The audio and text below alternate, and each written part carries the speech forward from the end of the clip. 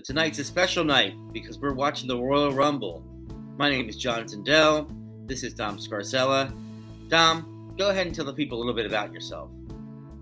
It's a Saturday night, now into the wee hours of Sunday morning in New Jersey. We just saw 2 title matches and 2 Rumbles. Without further ado, John, don't bury the lead. What's our top story from the Royal Rumble 2024? Dom, we don't ever bury the lead. And let me tell you, the top story is Cody Rhodes wins the Royal Rumble for the 2nd year in a row and points to Roman Reigns after winning, alluding to the fact that he will indeed be challenging him for that title. So, yes, Dom, what did you think about this Royal Rumble match? Went over an hour. A lot of action for sure tonight. It was fun watching the Tony Khan Memorial Royal Rumble here at the end there with CM Punk and Cody Rhodes as the last 2 wrestlers, and they were out there for almost 10 minutes just having a one-on-one match. I think it may have been a little longer, but around 10 minutes. It ends with CM Punk saying, "I didn't wait 10 years to lose to Dusty's kid," before he promptly lost to Dusty's kid. I mean, that was such a campy tell, right? Mm-hmm. Like, I didn't wait 10 years to lose to Dusty's kid. So of course Cody has to reverse the GTS, and you know, CM Punk goes for the GTS, which would have been, I think, the 3rd one that he delivered to him. But Cody just lands on his feet and holds on to Punk's knee, and then just simply throws him over the top rope to win. Right. Okay, like those are the rules. But after all that, he just kind of like looks at them. They look at each other. Punk is stunned. Cody's and just tosses him out. Okie doke. Rematch of last year. You mentioned Cody Rhodes winning back-to-back. I think they mentioned this is the first time in 26 years. Was that Stone Cold Steve Austin? Yeah, Stone Cold. Who won it in 97 and 98. Yeah, last year Cody Rhodes was the surprise 30th entrant. This year, it was obvious he was going to be in there. Not as much of a surprise factor, but were you impressed by what they did in ring work in this somewhat chaotic, as they all are, 30 wrestler battle royal here? Yeah, I mean, if you want to focus here on the main event and at the end, I felt like when we got down to CM Punk and Cody Rhodes, that drug a little bit because they almost had like their own full match after the Royal Rumble. And so we had been going on for an hour, and then they went on like a little bit longer. And I know that's pretty much standard, but I was kind of sitting there, and we're entering hour 4, and I was like, all right, are we going to go home here or what, you know? Subscribe now. Bury the lead. It's the best. Because, you know, also fairly obvious here that CM Punk's not winning the Royal Rumble over Cody Rhodes. That would be absurd. It would have been disappointing, right? CM Punk just got here. Yeah. And the crowd seemed to be agreeing with you there. They seemed to be leaning toward Cody when it got down to the last 2. But of course, they were excited when CM Punk came out. CM Punk was number 27. The final 5 out were Damian Priest, 26, CM Punk, Ricochet, Drew McIntyre. And then a fun re-entry, Sami Zayn, after his head injury at the house show up in Toronto a few weeks ago. And they looked like they were...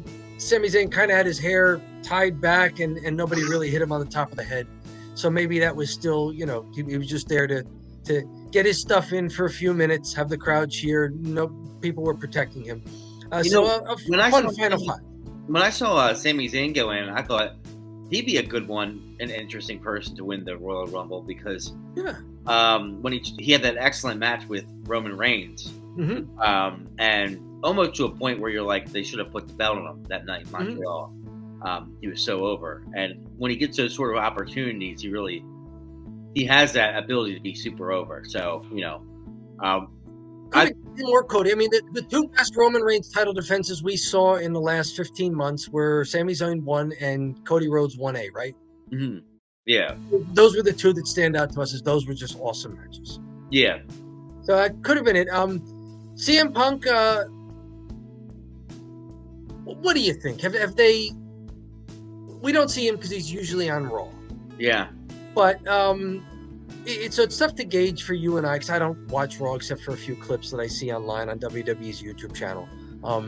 But what's your sense of CM Punk being back in the WWE here? And would it have been better to have somebody else in that final two pairing, or did CM Punk need to be there? Yeah, I mean, I think from what I could see tonight, you really just need to quit the WWE and then get rehired back, and they push you to the moon. Yeah, right? We saw that earlier in the women's Royal Rumble with Naomi, who went for like 45 minutes or 50 minutes after quitting the company and coming back, you know? And she would probably never we'll get to it. She was a temporary record holder for longest lasting in the women's Royal Rumble. Yeah. So, anyways, I would say, I guess it kind of made sense because all the other guys were involved in the Roman Reigns match. A lot of big guys were. So, okay. A lot of it was for the visual at the end, right? They had Seth Rollins up in the luxury box and Roman Reigns watching from the back, and they had both of them on the screen. And it was, you know, if Cody wins, he's coming for Roman. If CM Punk wins, he's coming for Rollins. It was just to do that, right? Yeah. It helped from that perspective. And, like, you know, they didn't have, I mean, Gunther is a top guy, but Gunther's not, he has the IC title. Yep. So he doesn't seem like a realistic winner. And, I mean, certainly one of the Uso brothers could have been there at the end. That would have been pretty interesting. But Cody's fine, or CM Punk was fine enough. Anything you liked about the Royal Rumble in general? Any spots? Any wrestlers? Let's see here. Surprised that Shinsuke Nakamura got a huge babyface reception. Yeah. I mean, he comes out, the crowd is singing the melody of his theme song. It was like Seth Rollins showed up or something. Like I'm going, Shinsuke Nakamura, he's a babyface now? At least he was in Tampa. Going through with an impressive scoop slam on Bronson Reed. Oh, yeah.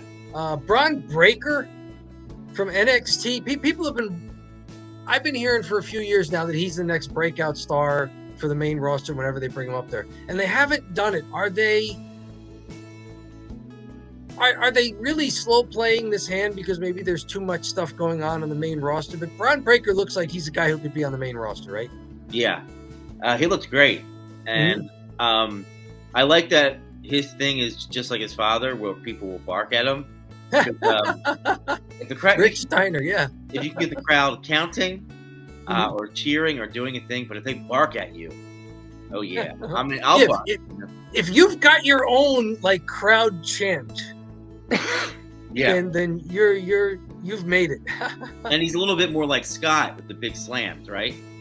He looks like Rick, but he wrestles like Scott with all the big slams. He does. He wrestles more like Scott in the sense that he's kind of flexing a lot, and he's more V-shaped in the upper body. Like Rick Steiner was built like a wrestler.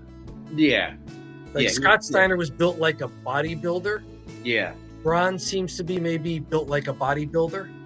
Right. He looks like his father and his uncles, and if he can wrestle like them and have a career like them, he'll be quite an asset. So it was good to see him. I don't watch NXT, but I hear about Braun Breaker, and he was impressive. He had, let's see here, I'm going to count 1, 2, 3, 4. I see 4 eliminations from Braun Breaker. That's impressive. That's an impressive showing there. Other things I liked, R-Truth with the comedy spot. Oh my God. R-Truth he shows up and he stands at the corner waiting to tag in. I've never seen that. I laughed out loud. That was amazing. And then of course Dominic Mysterio makes the hot tag. Yeah. Mysterio picks up on, he'll help out if I give him a hot tag. And then the crowd pops for the hot tag. And he starts putting Gunther down. which is crazy. Like the toughest guy in there is Gunther, and he's beating the hell out of Gunther with the John Cena moves. You know? Yeah. So I could that was interesting. Other than that, you know, it's what struck me about the men's Royal Rumble, and I can't remember if they did this last year's men's Royal Rumble. They did not do it so much in the women's Royal Rumble tonight.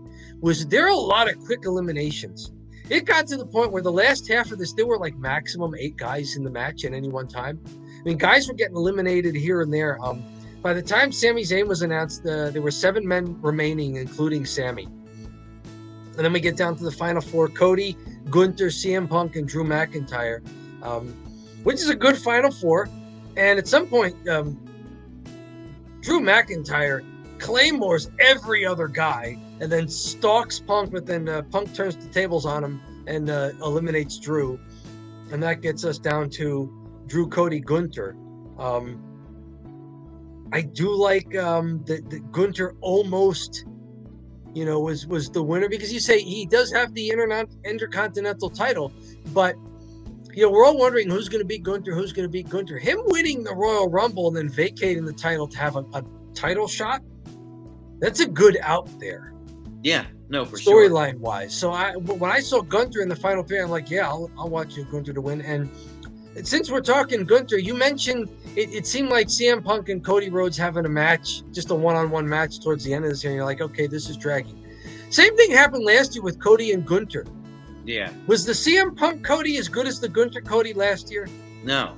No. The CM Punk or the Gunther Cody was awesome. It just like, I don't know, it just had a different feel to it. And they kept playing, instead of just they just kept doing the finishers to each other and then laying around. Yep. They would do a finisher and lay around. I was like, all right. But then Gunther and Cody were more kind of on the outside, like teasing, knocking each other out. Not just doing finishers. So, but they also had a good match, and it was really important for Cody to show that he was back from his injury and could do that. So that was a fun finish last year with Gunther and Cody, like giving us a bonus one-on-one match at the end of the Rumble. This year, it seemed like, oh, okay. So this is your first time you've seen CM Punk. Were you impressed with his in-ring skills? I didn't see him for very long. He was number 27, and it was a Royal Rumble. I mean, you can't really judge a guy like this. Right. Yeah. I mean, he seems all right. Cody seems to be a good foil for him because they're about the same size. Yeah.